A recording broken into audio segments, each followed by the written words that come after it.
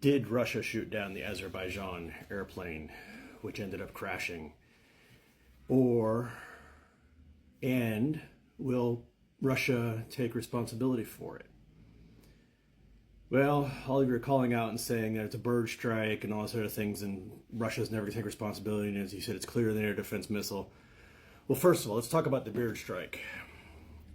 The reason the bird strike was suspected initially is there's been cockpit voice recordings released which have not been authenticated yet.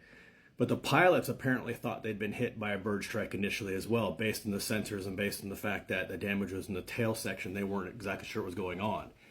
And so the cockpit, they did call in a bird strike. Second of all, they said Russia turned them away. Not them, but people on the internet. That's not true either. The Grozny airport is completely covered in fog. In fact, the plane tried to land 3 times there, I believe, even after the damage. And the pilots decided they couldn't. So the pilots chose to go to a different airport, not Russia. Russia wasn't trying to buy it. Here's the big part. According to the Associated Press, Putin just talked to the president of Azerbaijan and has apologized for the incident and said that it was a Russian air defense missile while it was in the Russian airspace. So, there you have it. This is why I wait for information before I start yammering off.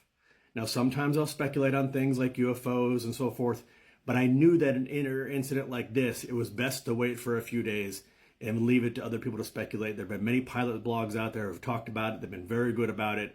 But I've been following this, and there are a lot of unknowns that I wanted to wait for until I could make a much more informed results. And for the pilots talking about it, that's great. Those people are experts. They've been doing an analysis. Hats off to them. But when I want to report something like this, I wanted to wait for certain things to be resolved, and now they have.